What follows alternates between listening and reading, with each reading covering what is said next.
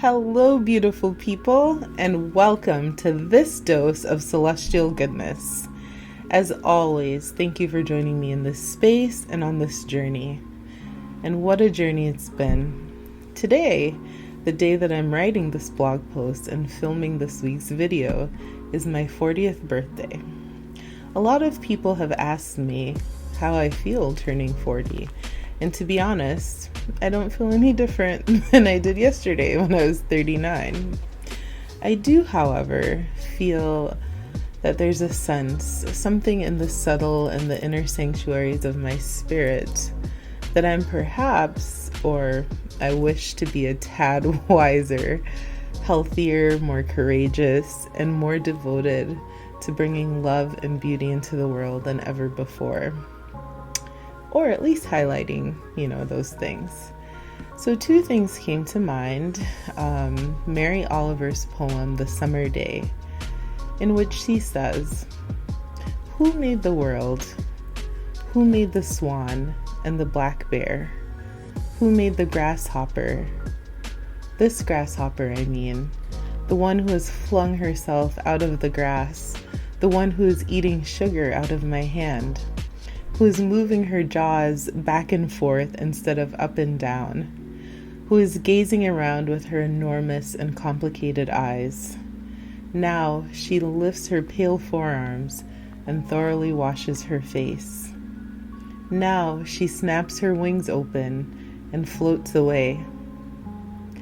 I don't know exactly what a prayer is.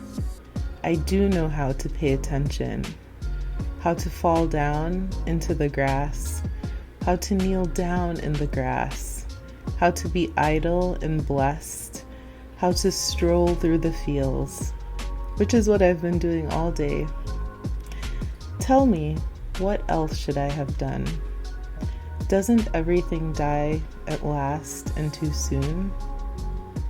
Tell me what it is you plan to do with your one wild and precious life. That question has stayed on my mind since I heard it. What will I do with my one wild and precious life? And then I also think of another piece by Oriah Mountain Dreamer. It's a little bit longer, but it always touches a place within my soul. It doesn't interest me what you do for a living. I want to know what you ache for, and if you dare to dream of meeting your heart's longing. It doesn't interest me how old you are. I want to know if you will risk looking like a fool for love, for your dream, for the adventure of being alive. It doesn't interest me what planets are squaring your moon. It does interest me. I want to know if you have touched the center of your own sorrow, if you have been opened by life's betrayals, or have become shriveled and closed from fear of further pain. I want to know if you can sit with pain, mine or your own, without moving to hide it or fade it or fix it. I want to know if you can be with joy, mine or your own, if you can dance with wildness and let the ecstasy fill you to the tips of your fingers and toes without cautioning us to be careful, be realistic, remember the limitations of being human. It doesn't interest me if the story you are telling me is true. I want to know if you can disappoint another to be true to yourself, if you can bear the accusation of betrayal and not betray your own soul, if you can be faithless and therefore trustworthy. I want to know if you can see beauty even when it's not pretty every day, and if you can source your own life from its presence. I want to know if you can live with failure, yours and mine, and still stand at the edge of the lake and shout to the silver of the full moon, yes. It doesn't interest me to know where you live or how much money you have. I want to know if you can get up after the night of grief and despair weary and bruised to the bone, and do what needs to be done to feed the children. It doesn't interest me who you know or how you came to be here. I want to know if you will stand in the center of the fire with me and not shrink back. It doesn't interest me where or what or with whom you have studied. I want to know what sustains you from the inside when all else falls away. I want to know if you can be alone with yourself and if you truly like the company you keep in the empty moments. And these two pieces, along with countless others, have been a guiding light over the past several years. Arriving at 40 is definitely different than when I arrived at 10 or 20 or even 30. There were different concerns, different aspirations, and different yearnings. I arrive at 40 and I feel like an actual adult. I feel that I have a good sense of who I am, even though I'm still learning more about myself each day. I do also know that arriving at 40 lets me have a really good range of life experiences from which to draw. And so today I will be sharing some of my favorite lessons, 40 lessons, very quick. Love is real and it is important. Give it, be it, and receive it each and every day. Gratitude is a deeply fundamental practice that enhances all that is beautiful about your life. You are needed on this planet, and there are people that love you.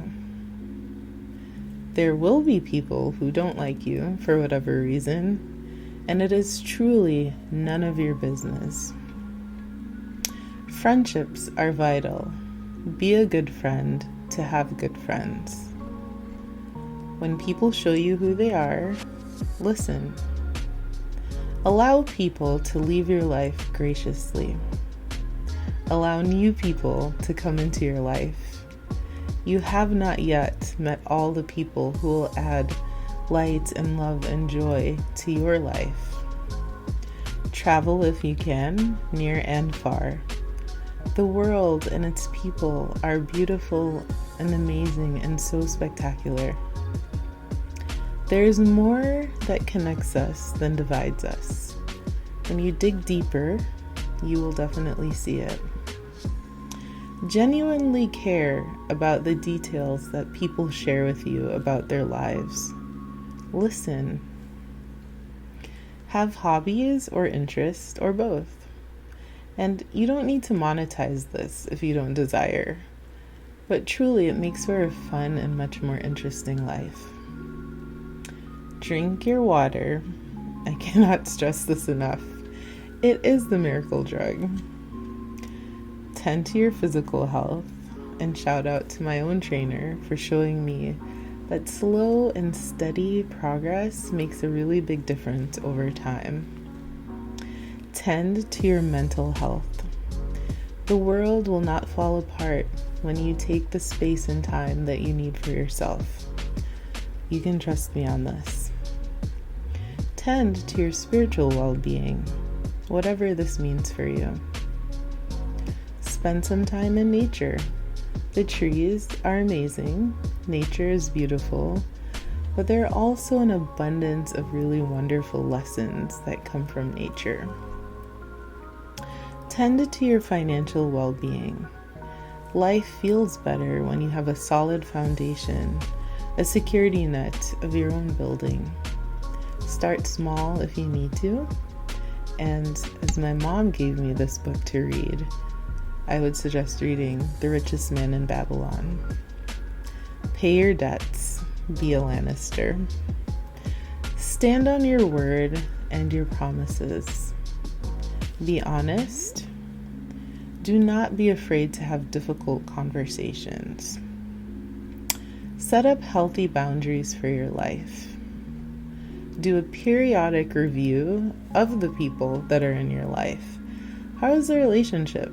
Do you feel safe mentally, physically and emotionally safe with these people. Do something nice for yourself too. Be of service in some way to the rest of humanity.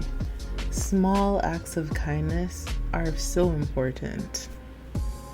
Dance frequently and by yourself if you want, or with others, whatever way you want to dance. Just dance. It's shaking your root chakra, you know? Sing when you feel. Sit sometimes without feeling the need to do anything productive. Find your joy and hold it close. Learn yourself. Who are you? Who are you beneath your roles and your titles? Who are you really? Laugh at least once a day. It is true what they say, a day without laughter is wasted. Don't neglect to see the magic in life. The magic is all around us. Tell people that you love them in whatever way is your love language, and do this often. Give genuine compliments. Believe that good things can happen for you. This does take some time to cultivate for some people, but life can really be so miraculous when you do believe. And when I say believe, I mean like you believe good things can happen. Small things like, oh, a parking space will appear. And it does, to big things. Write out your goals and don't be afraid to dream big. Take the trip. Wear your nice clothes. Wear your nice perfume. Wear your nice shoes. Use the things. Cry if you need to. I'm a water bucket. Learn how to sit with your grief and your pain and the shadow side. Know it, because without the darkness, there is no light. And I did say this to someone recently. There's some things that you can only see in the dark. And sometimes we tend to forget that addressing the things that are most painful sometimes within us is also cathartic. And of course, I'll have to add, go to therapy, because people have different levels of trauma, and I'm aware of that. And finally, be open. Life is constant change, constant evolution, constant transformation. But you got this. Thank you for sharing these lessons. And if you have any that you'd like to share, drop them in the comments. I make wishes all the time, but birthday wishes feel extra special. I wish that as a world, as a connected people, that we would live from a place of love rather than fear. That we would see each other deeply, truly, and genuinely for who we are at our core. There's a quote, a Rumi quote I think it was, that says, "You think you're mortal, but I know that you are divine." And I think it's beautiful when we can see people beyond who the world has made them to believe they are, and even who they sometimes believe they are, when we can see their true essence. That we help one another, that we remind each other of our greatness and our beauty, and that we have the courage to face whatever comes and the wisdom to handle life with grace. I wish we all get what we need when we need it, and that we get what we want because our desires are real. I wish we all live in love. I am definitely looking forward to this next chapter of life, to see the unfolding. I hope it's sweet. I like sweet things. That it delights me every single day. Anyway, thank you for being here. May the stars shine brightly over you and your week. and may it be an absolutely delightful week indeed. Until you and I meet again in this space, thank you.